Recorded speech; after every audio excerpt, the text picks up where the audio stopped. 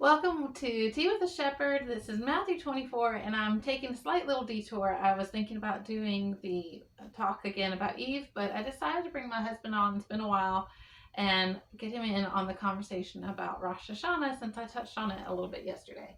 So let's kind of dive into why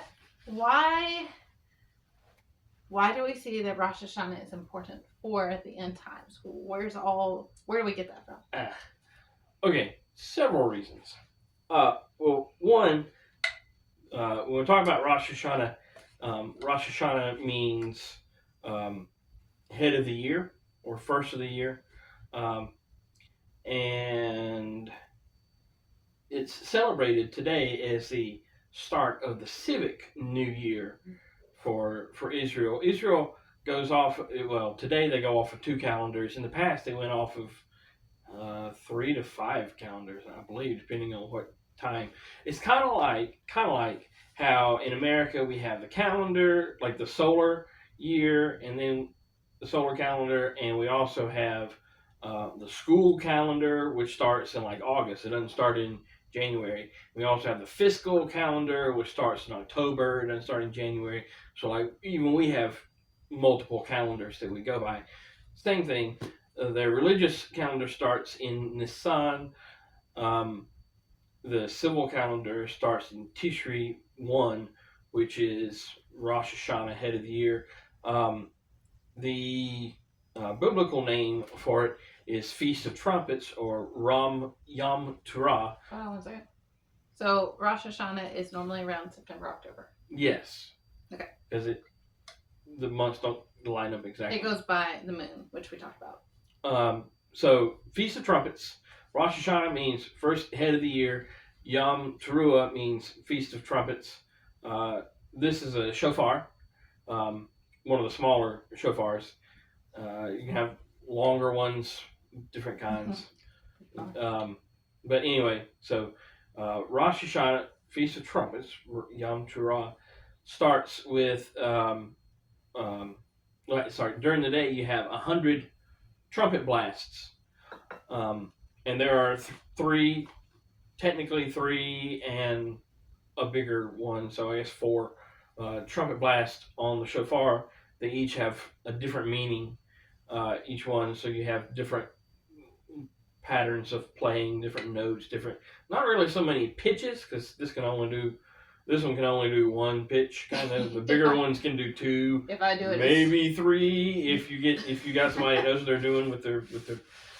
Anyway, so it's not really pitches, but it's way of playing, staccato notes, long notes. Anyway, so on Feast of Trumpets, you have 100 trumpet blasts, and another translation isn't just Feast of Trumpets, but Day of the Trumpet Sounding is another name for that day. So a lot of Messianic Jews understand when Jesus was saying, when Paul was saying at the last trump.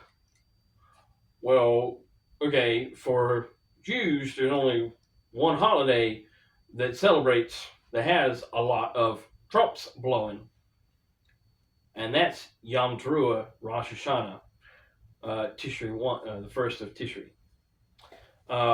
Also, you have, because it's a lunar calendar they go by, every day goes off of every holiday goes off of the day before it. So like Yom Kippur, Day of Atonement, is 7 days after Yom Teruah. And then the next feast, Tabernacles, is so many days after that, and then Passover so many days after that. But they all trace back to the head of the year. When is the head of the year? We're not really sure. Today, we got computer models, so we can go, okay, well, the first moon's going to be here, so okay, it's going to be on this day. Back then, they didn't have that. Back then, they would have to have, people look up at the sky and go, is that a full moon? It's not quite. Like, I think it's a full moon there. So the phrase came to be that when is Yom Teruah? Well, nobody knows the day and nobody knows the hour. So when the disciples say, hey, Jesus, when you coming back? And he goes, no man knows the day and no man knows the hour. Matthew 24:36. And then Paul says, at the last trump, okay.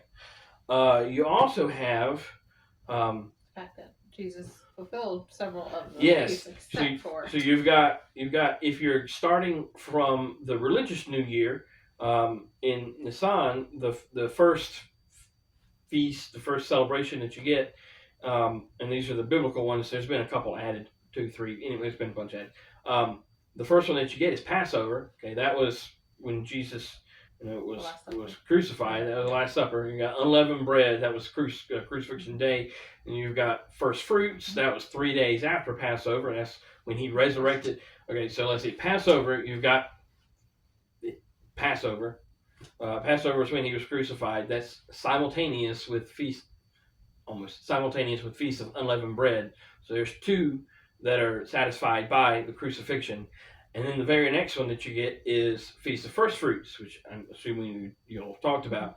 That came 3 days after Passover. Well, 3 days after crucifixion, boom, Jesus is the first fruit out of the ground. 50 days after crucifixion is the Feast of Weeks, which we know is Pentecost. Because, Acts 2. Okay, so Passover, unleavened bread, first fruits, and weeks or Pentecost have all been fulfilled already. Those are the springtime celebrations. The next 3 are fall celebrations, and that's Yom Teruah, and then Yom Kippur, Day of Atonement, also known as the Day of the Lord.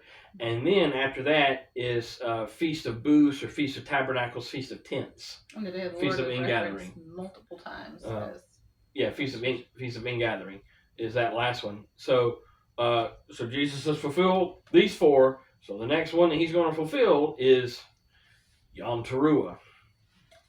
And then the Day of the Lord is referenced multiple times throughout Scripture as. That's when he's coming back. And also, Jews believe on Yom Teruah that the recording angels open up the books of deeds before the Lord of that previous year, and so instead of popping off fireworks and stuff, they take Yom Teruah very, very serious. And this is a time that you better judge yourself, because God's definitely looking back over your deeds and taking stock of what's going on. You got 10 Yom Teruah usually is a 2-day celebration, and then 7 days later is Yom Kippur, Day of Atonement. That's when the sacrifices would happen, and that's when the books were closed. And if you hadn't gotten forgiveness, you hadn't changed your ways by then. Too late, too bad, so sad, and that's it. So kind of like the tribulation, that's called the time of Jacob's troubles. And those days in between Yom Teruah and Yom Kippur are called the time of Jacob's troubles. It's a self-tribulation time. Those 7 days in between Yom Teruah and Yom Kippur. So it's they believe that something happens in the heavenly places, and God is taking stock over every person, and every person needs to examine themselves before Yom Kippur, when God closes the books and lets fly with the purification of things. So what is significant about Day of Atonement in Jesus' coming? Help explain the significance, the meaning behind that's a whole Atonement. I know. So see if you can. All right, Yom Kippur is what they represent. That's the Day of Atonement. It's literally what it translates, or Day of Covering. Kippur was the name of the mercy seat, the lid over the ark, because it's a cover over the ark. Also Noah's Ark, the pitch that covered the side to keep water out and keep the boat afloat. That was also called a cover or an atonement. So Day of Atonement, Day of Covering, Day of Purification.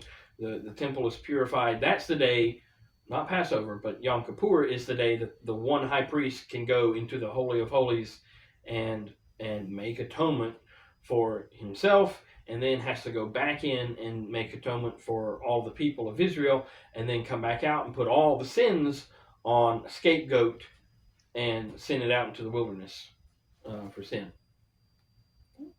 Any other thoughts? Final thoughts? Day of the Lord. That's purification, and then Feast of Booths. Well, I'm not going to get into Feast of Booths. That's later. Yeah. Well, we'll get there at some point.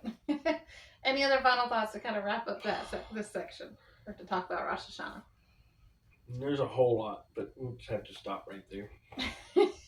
Just scratching the surface just a Yeah, teeny bit. scratching. Yeah. All right. Well, I hope you enjoyed the discussion. I know it's a lot more in depth when I drag him in, but there's a lot more to discover. There's so much, especially when you understand the Jewish culture, as we've talked about many times. So. And some people say that don't have this understanding say, well, the what Paul's talking about with at the last trump, when the last trumpet sounds, they're talking about the seventh trumpet in Revelation. But see, Paul had written about the last trumpet way before John wrote about it in Revelation. So Paul can't say at the last trumpet because anything we know about the last trumpet hadn't been written yet, right? Because Paul was before John wrote Revelation. So the only set of trumpets that they knew about was Yom Teruah at that time. And also, real quick final thought is we're also talking about this in the sense of just the festival itself. There are two calendars. There is the Essene calendar and there's the Jewish calendar. And so the years are off. The years are a little about off. Like 400 and something. And because of that, it also means sometimes the date that certain events take place are also not completely in alignment. So again, it gets down to no one knows about the day or the hour because which calendar would Jesus necessarily go by? We don't know. So anyway, it's a lot of interesting things. It's a vast topic. Like I said, if you want to dive more, you can go watch some of his videos that he actually delves into the end times. And then it's been a while. It has been a while. I don't know, you might have some updates on that. And then also John Bevere has a lot of really good material on the end times. So if you want to dive in, those are great resources. And stay tuned next week as we get into Matthew 25, and this is where we're getting to the parables, and he's still talking about the end, but in story form. So thank you for joining me today. Mm-hmm.